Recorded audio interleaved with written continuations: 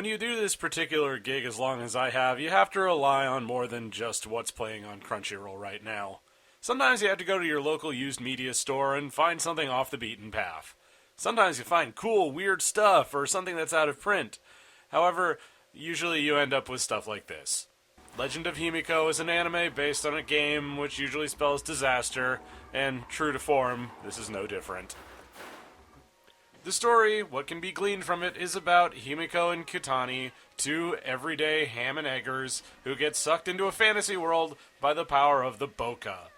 It's some sort of sacred flame of mystical energy, but only certain people can use it, and it mostly seems to manifest as a really lame green glow. Himiko is some sort of resident of this jacked up feudal Japan, but she was dumped off in our world by the Boka when she was an infant. I should also note that this is shown to us in the first 10 minutes of the first episode, so no, it's not a spoiler. Apparently the game belabors this point a bit more, and I'm really not sure if that's better or worse. But, well, 15 years passed in our world, only 3 passed in the other one. Makes me wonder if they got caught up on the interdimensional freeway between here and vaguely fantasy Japan. You know Miyaka and Kagome are always clogging it up. But yes, for this reason, nobody knows that Himiko is actually the missing babby. Why does this matter at all? Well, good question. The other characters, 6 women of all various stripes and abilities, were all set to become queen of the nation of Yamatai, which is under attack by the Kune. How will having a queen stop them from getting invaded? I don't know, but it certainly didn't work.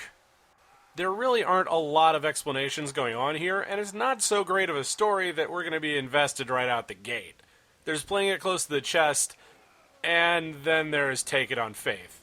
Legend of Himiko does not particularly inspire said faith. Now, there are probably some of you out there who are saying, Himiko? Yamatai?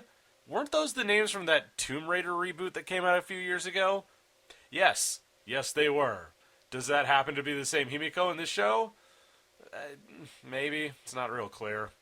What is clear is that this show is really relying on you playing the game or reading the manga for your extra background material, because it sure as hell isn't getting dropped here. 6 episodes in, and I still barely understood who was who, what was what, and I sure as hell didn't understand why. Ugh. So I suppose I should get into the characters, what little there is of them. Himiko is a complete non-starter of a character, which is a shame because there's potential for her to be something more than just a doe-eyed moron heroine. But then this did come out at a time when heroines with any sort of gumption were falling out of vogue, that long-lost era of 1999. She's got this problem, a very specific one, where she just kind of exists. Some people are born into greatness, some of them have it thrust upon them, and then there's Himiko, who has greatness thrown at her head like a 90-mile-an-hour fastball, and spends the rest of the game with a concussion. You know, I think that metaphor fell apart somewhere along the line. But the point remains that she just seems to stumble around throughout this show. Kutani, her friend/boyfriend, maybe, oh no, romance, whatever, guy, seems to be just hell-bent on being a dickhead to everybody, and spends a lot of the first half of the series fighting with Imari, the swordswoman. Look, Mac, she's a lady warrior in this sort of setting. She runs around in a bustier with a katana that glows green, and everybody else is wearing full armor. Maybe don't talk shit to her. He's a moron, Himiko is a non-character, and these are the people that we're supposed to root for. You know, I'm really sick of rooting for people who are dumber than a box of sticks in a crisis situation. It happens in shows like The Walking Dead all the time, and it certainly happens with Himiko and Kutani, where people are for whatever reason just abysmally stupid or near catatonic. I'm not asking for every character to suddenly turn super competent, but I am just wishing that we had a trend towards characters with something going on upstairs. This whole show's problem is that it takes far too long to get everyone up to speed, and by the time everybody is on the same page, at least for the most part, then it feels pointless. Everyone else is in on the story, or is at least much more competent than our main characters, but they don't get the spotlight that they should be getting. Both of them are bystanders in this huge battle, and while they both claim that the war doesn't have anything to do with them, that's really just not fucking true. This show is the anime equivalent of, is this trip really worth it? Look it up. Honestly, I feel like I'm doing this show more of a service than it actually deserves just by talking about it for this long. The queen candidates are all of various usefulness, but the problem here is that there are so many of them that we never really get to focus on them. However, the main four, Imari, Shion, Seika, and Fujina, are all integral to the plot. The other two queen candidates are Tadami, who is a palette swap version of Koran from Sakura Wars, and her friend Koran, who's a martial artist. Ooh, we are really scraping the bottom of the barrel for this, aren't we?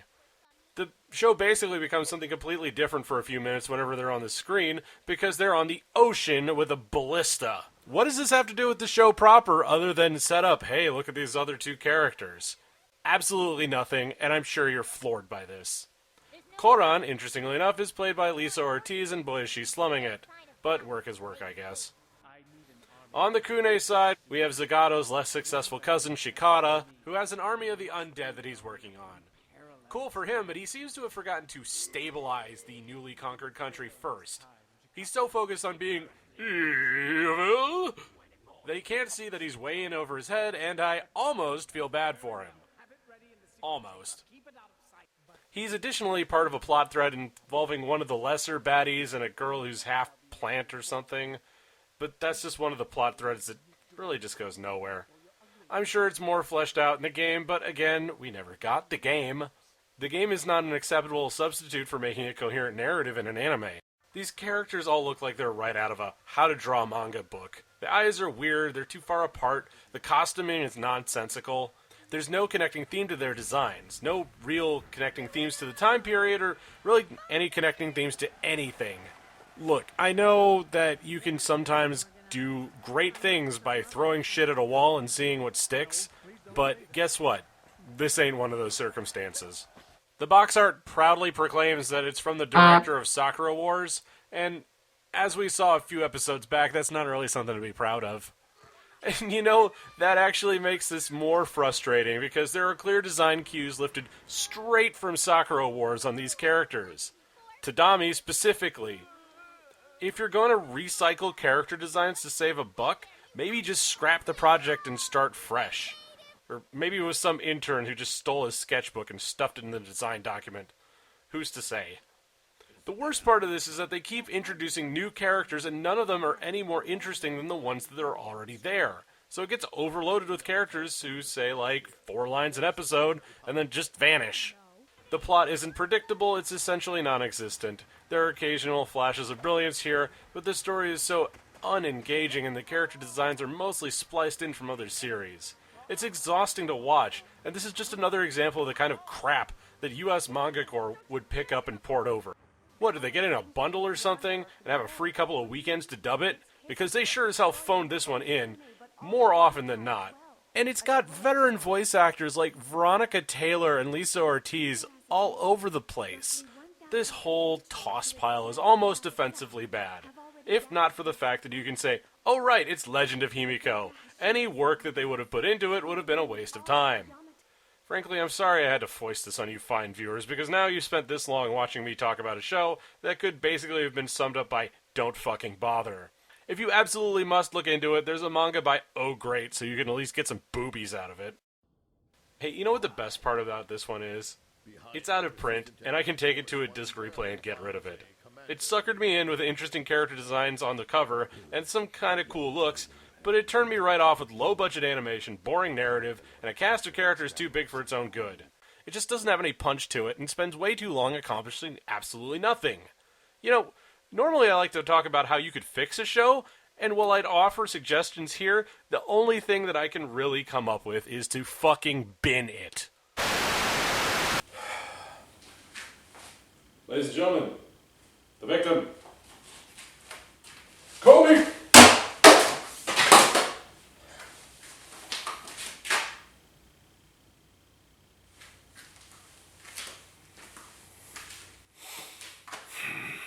You know, one day I will actually make that shot. That day is not today. But I have to say this. I know it's sort of my shtick, but I am sick and tired of watching shit. And so, in honor of Gundam Build Fighters coming out in the next few weeks, I leave you with this. Give me Gunpla or give me death. We'll see you next time.